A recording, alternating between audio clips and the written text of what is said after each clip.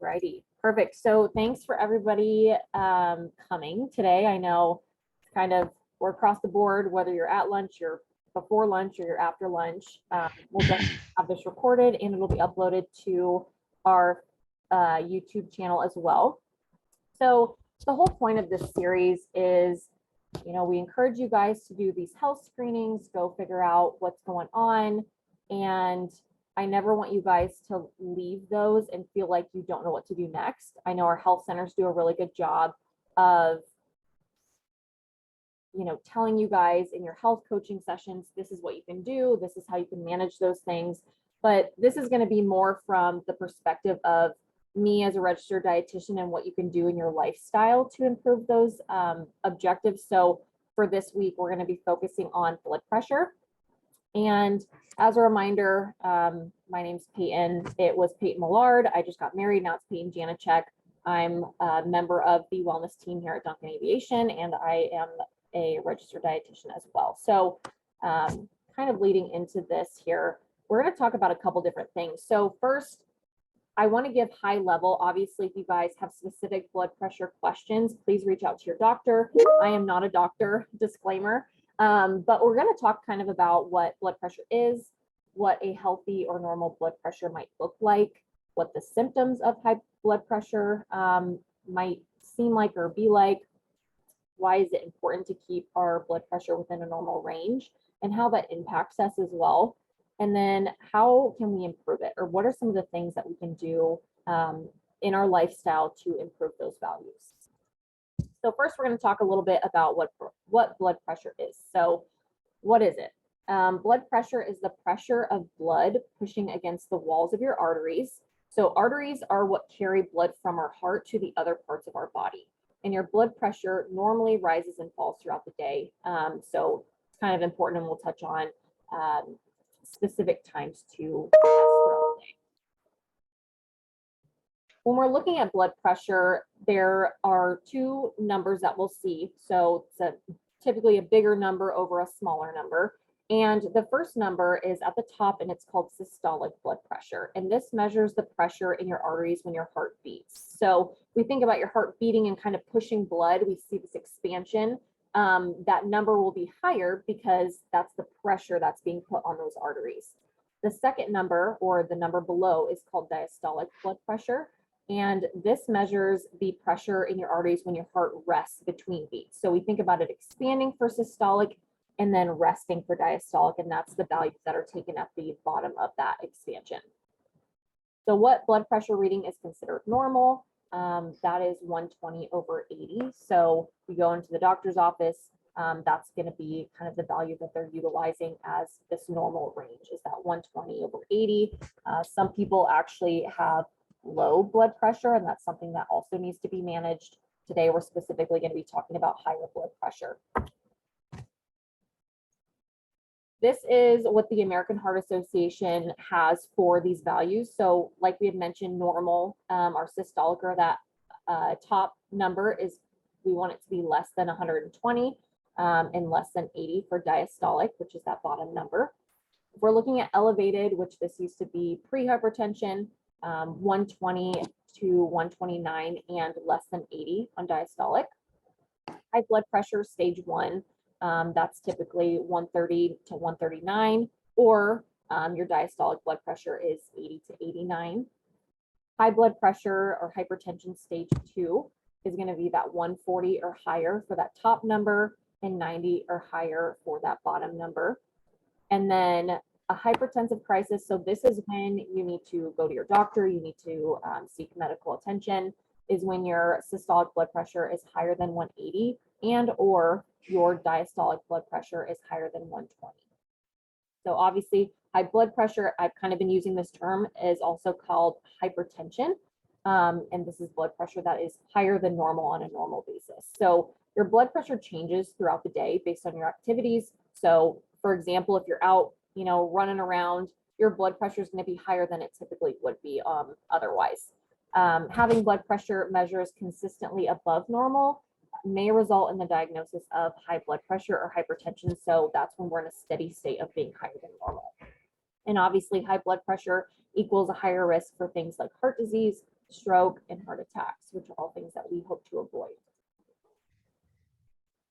So this is a question that I think is important too, is when do we check blood pressure? What time of day? When do we want to do that? And the American Heart Association recommends measuring your blood pressure at the same time every day, such as in the morning and at night, especially if you know that you're at a higher risk for high blood pressure. That's when you're going to want to be more regular with that as well. It's important to perform a few readings each time for accuracy.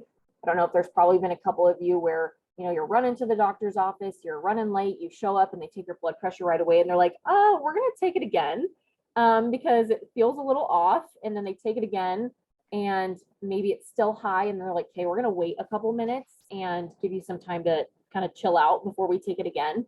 That's the reason why they do that, is they want to make sure they're getting the accuracy there, because if you're having a high reading, you know, I don't want you guys to immediately freak out, be like, oh my gosh, I need to call the doctor. Something's not right. Take it again, see where you're at. If you're still consistently high, that's when you want to reach out. The American Heart Association also recommends that you don't smoke, drink caffeinated beverages, or exercise within 30 minutes before measuring your blood pressure. And we'll kind of talk about some of these in the end, but all of those factors can inherently cause elevations in our blood pressure.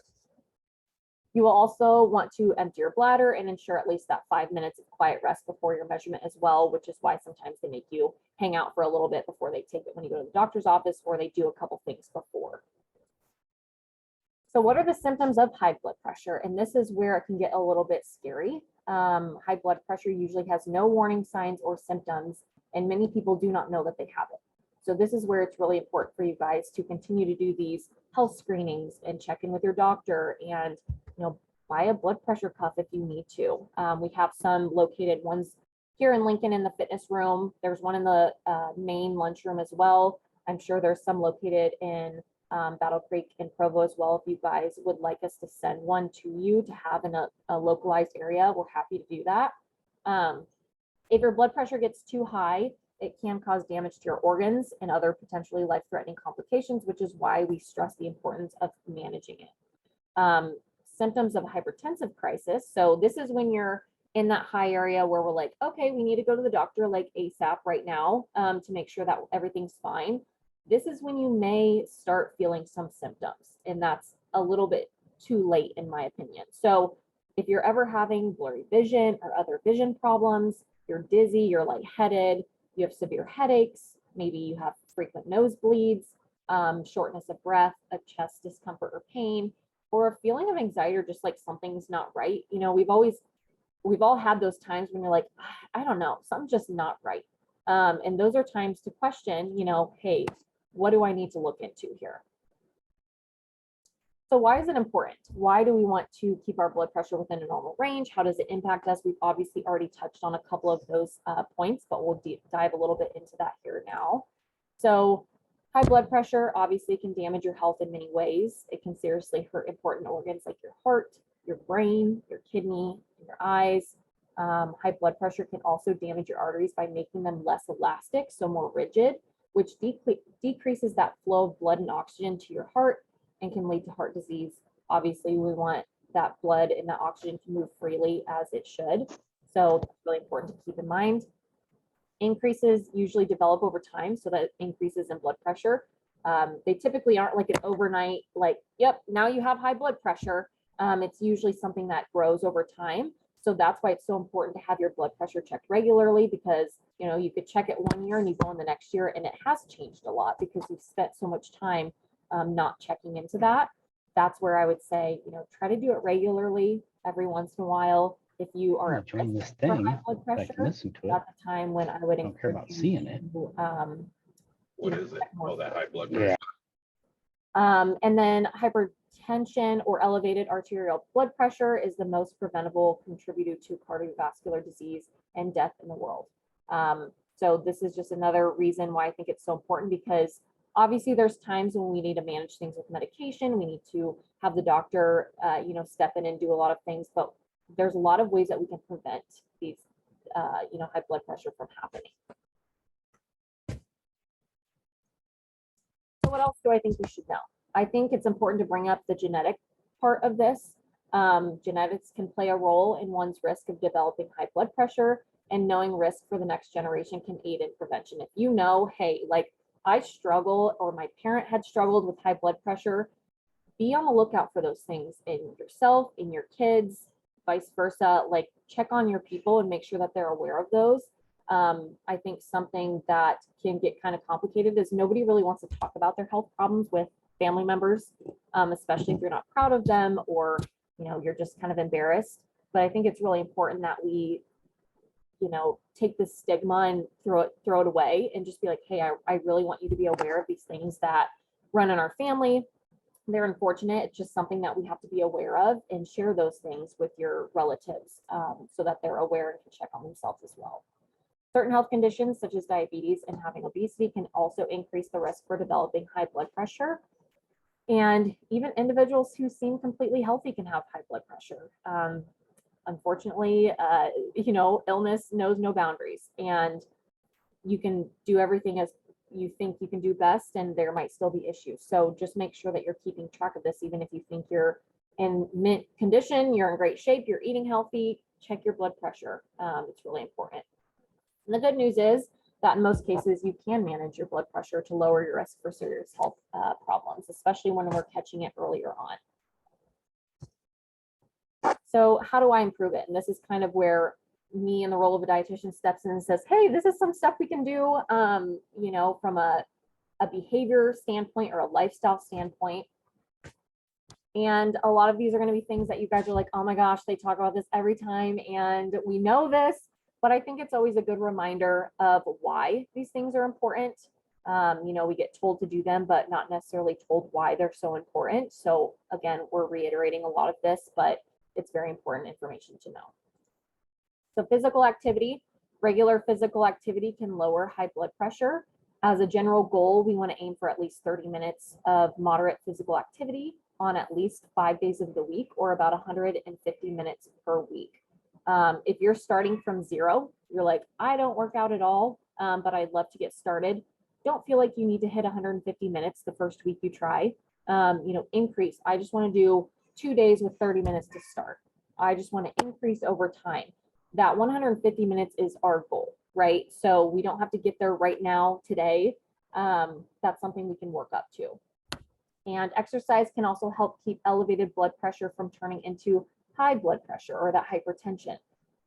For those who have high hypertension, regular physical activity can bring blood pressure down to safer levels. So no matter where you're at in the spectrum of normal blood pressure or elevated blood pressure or hypertension, exercise can help the management of those blood pressure levels.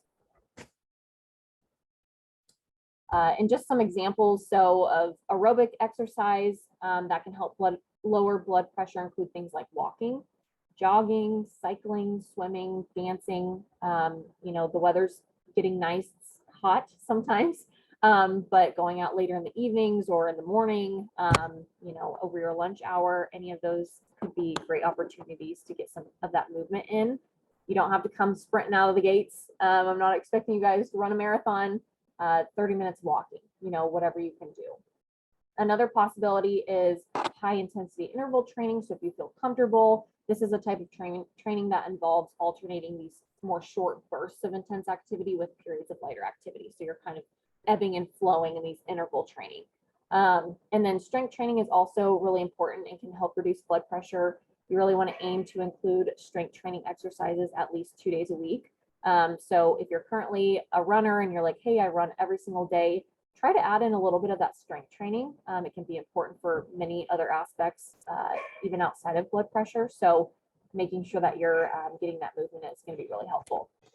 Also, if you guys have any questions, Kristen is moderating the chat box and Thomas is moderating the chat box. So feel free to send any questions in as I go along so you don't forget them.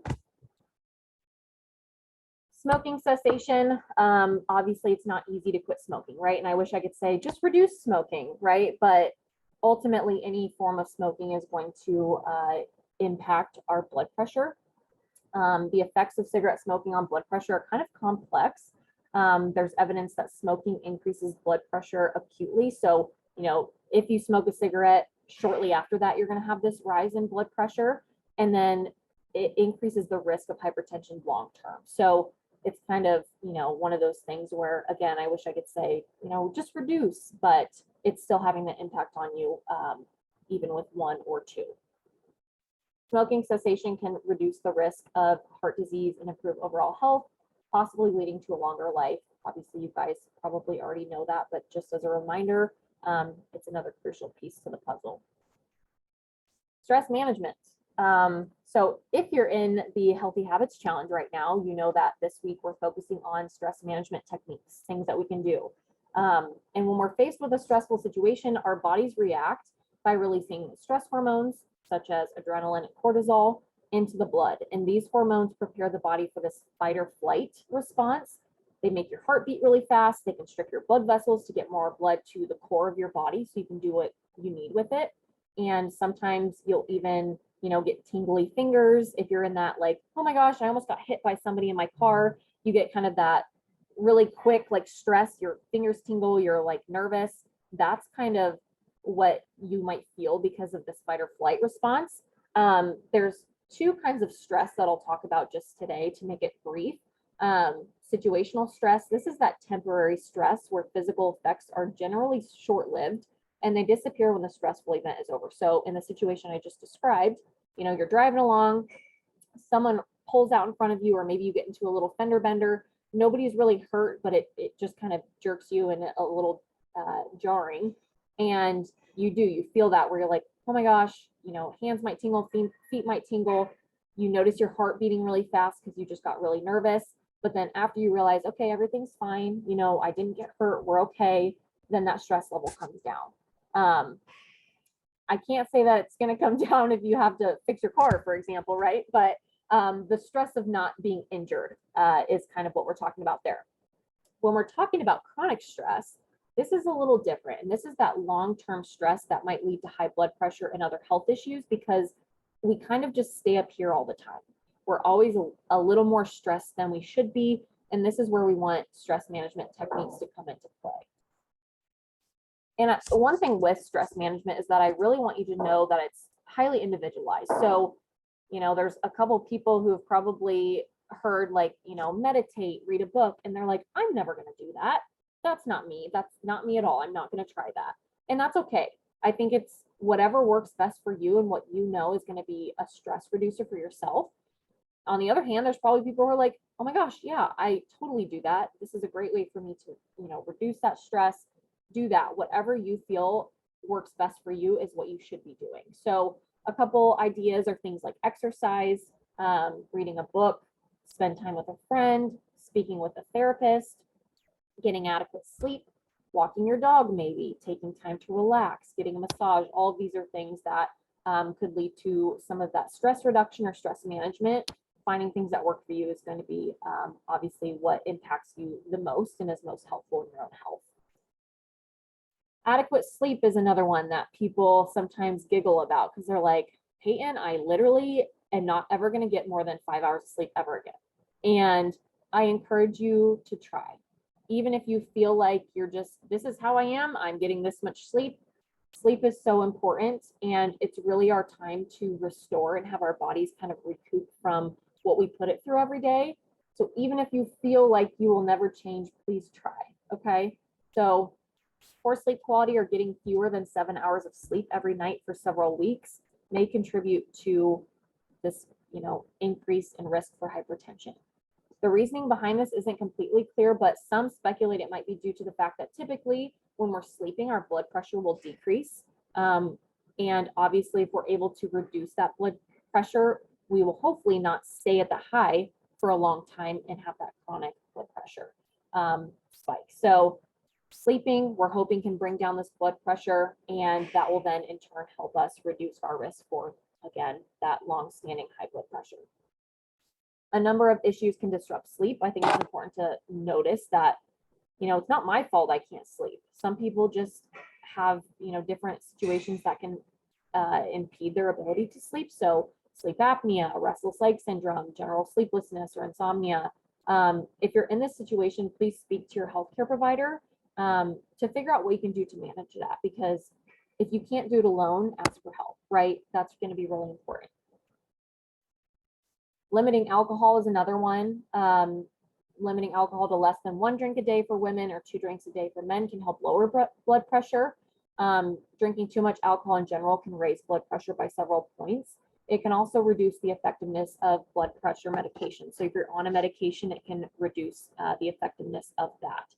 So as a reminder for what 1 drink is, that might be, 1 12-ounce beer, 8 to 9 fluid ounces of malt liquor, 5 ounces of wine, or 1.5 ounce shot of, your typical whiskey, gin, rum, vodka, tequila. Just making sure that you're thinking about that as you're making those decisions. And last but not least, consuming a healthy diet. And sorry, you'll hear it from me all the time. That diet is so critical to so many different parts. There's obviously, it's a piece of the puzzle, right? Just like all these different things. We don't need to do them all perfect every single day, but we can try our best at, maybe one at a time. We're focusing on how can I have a better diet? How can I increase, my physical activity? All these are pieces to a big puzzle. But when I talk about a healthy diet, what does that even mean? There's a lot of health halos on certain foods. Like for a while we thought eggs were bad and now they're healthy, and then they're bad and then they're healthy again. And what is a healthy diet? So in general, I want you guys to kind of take a step back and look at it from a bird's eye view. Fruits and vegetables. How can we increase our fruits and vegetables? The recommendation is 2 cups of fruit per day and 3 cups of vegetables per day. If you're like, Peyton, I'm having like maybe a cup of fruit, then we just try to increase 1 at a time. Maybe we add in 1 cup of vegetables. Again, we don't need to be perfect every day. It's how can I enhance or improve from where I currently am? Sufficient protein is going to be really important. The recommendation is at least 1 to 1.2 grams per kilogram of protein. And I always argue that I think this is low. So if you're going based on that 1 to 1.2 grams per kilogram, that might look like about 70 to 80 grams protein per day for about a 150-pound individual. If you're exercising, this obviously needs to go up for muscle growth and muscle maintenance. But I would argue that sometimes we even need more, especially if you're not in a situation where you need to watch protein intake for any certain condition. Protein intake is going to be really important. Sufficient fiber, another one. If you have a health condition that you need to limit fiber, this obviously doesn't apply to you at this current moment. But in general, we want to make sure we're getting sufficient fiber. So women, that's 25 grams per day, men, that's 38 grams per day generally. And you can get that from fruits, vegetables, whole grains, etc. There's a ton of different things. And then if we're having dairy products, looking for fat-free or low-fat dairy options just to reduce some of that fat or that saturated fat intake. Lean meats, poultry, fish, and healthy or good meats don't just have to be chicken and fish. There's various lean cuts of beef. Things with loin or round in them are going to be typically our leaner options. So things like a top round or a sirloin, those are going to be good lower fat options as well, or leaner options. Nuts, seeds, legumes are going to be great to add into our diet, and then watching saturated fat and sugars always. Another major part of a blood pressure friendly diet is one with low sodium. We probably have all heard about this before, but there is a close relationship between hypertension and dietary sodium. It's been very well studied, so we know that. A reduction in dietary sodium not only decreases blood pressure and the incidence of hypertension, but also is associated with a reduction in morbidity and mortality from cardiovascular disease. So that's our risk, or morbidity is the risk of getting the disease. Mortality is the death from the disease. So our recommendation is less than 2,300 milligrams per day of sodium, or ideally less than 1,500 milligrams a day. And about 90% of Americans 2 years and older consume too much sodium. So it's, just something to keep your eye on. If you're buying, for example, just canned vegetables, they have a lot of options now that are no salt added, and then you can take charge and be in charge of how much salt you add to it. So I don't know about you guys, but I grew up and we dumped the can out and then you'd add more salt on top of it. So this way we can control how much is in it. If you have beans, for example, that have the regular amount of sodium in them, you can rinse them, drain them. That also helps reduce sodium. canned soups and some of those frozen meals are going to be big sodium packers. So watch that. Just make sure that you're keeping an eye on that in general. And it is a myth that Himalayan pink salt and sea salt are healthier than iodized salt. Another health halo that is put on things, but it's not necessarily the case. The DASH diet, so many individuals who suffer from high blood pressure can find great success following a DASH diet, which has been, again, highly researched. It stands for the dietary approaches to stop hypertension and includes all the foods that we discussed a few slides back. Specifically includes foods high in potassium, calcium, and magnesium, because these nutrients do help control that blood pressure. So things like potassium, the more potassium you eat, the more sodium you excrete or you get rid of. Potassium also helps to ease tension in your blood vessel walls, which obviously can be helpful. So sources are things like sweet potatoes, spinach, watermelon, coconut water, tomato, legumes. Calcium is important for healthy blood pressure because it helps blood vessels tighten and relax when they need to.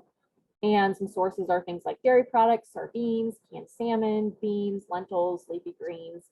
And then magnesium is another important mineral that's critical for many bodily functions, including that blood pressure regulation. And some sources are avocado, cashews or almonds, legumes, salmon, bananas, spinach. All those things are going to be great additions.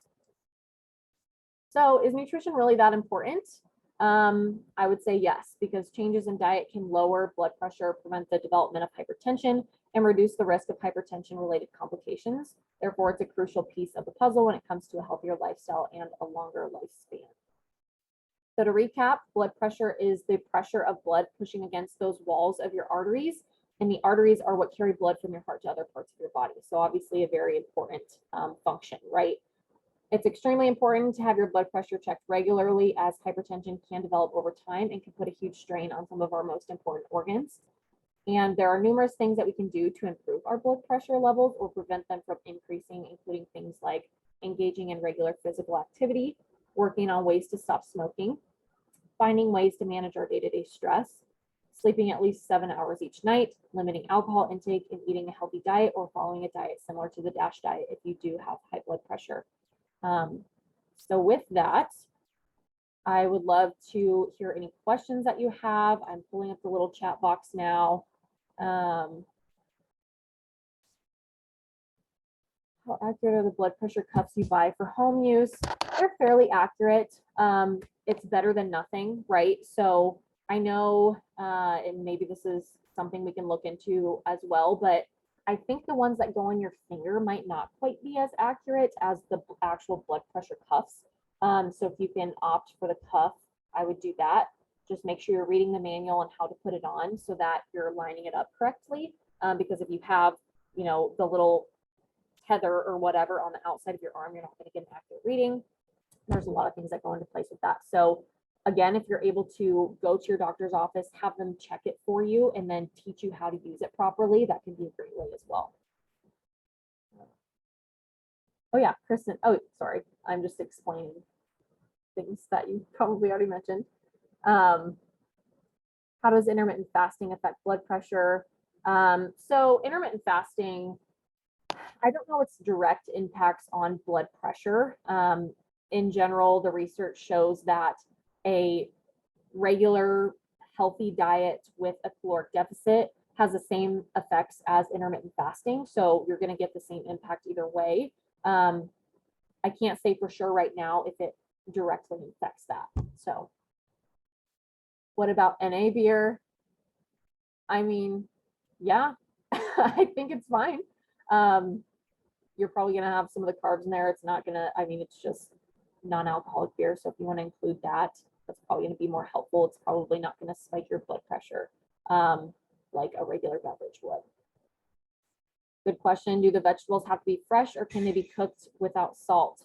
This is a really great question because this is a perception that is kind of out there that only fresh veggies or fruits from the produce area are healthy, but you can get frozen, you can get canned, all of those are going to be great. Just when you're looking for like frozen or canned options, really look for any sauces that they might add, any salt, any sugar, syrups for fruit is something that's frequently added. So if you're looking at canned fruit, for example, look for canned in 100% juice or water. And those can be really helpful, but they definitely don't have to be fresh. They can be cooked with spices and herbs and all those things, dumped out of a can, same situation. Both are very healthy options. Great questions. Any other questions while we're still on? If you have any questions that you'd like to ask personally, feel free to reach out to myself, Kristen, Thomas, and we can help answer those questions for you. But yeah, if you have any specific questions about blood pressure, I do have the Duncan Aviation Family Health Center numbers on there for our Lincoln, Battle Creek, and Provo locations, and they are going to be a fabulous resource for you in that realm to ask questions. If you need to go in and see them, they're awesome. What about watches that measure blood pressure? I actually don't know too much about the watches that measure blood pressure. I would be a little wary on that. Let me look into that. And once we send out this recording, I'll tack that onto there because that's a good question. Alrighty, Kristen, did you get anything else, or Thomas? I did not. I just saw the ones that you had already addressed. So I think we're all good, and we can always respond to other ones that are individually sent in messages. Perfect. Alrighty, well, thank you guys so much for attending, and we will be back at the same time next week for our next presentation. Thank you. Thank you.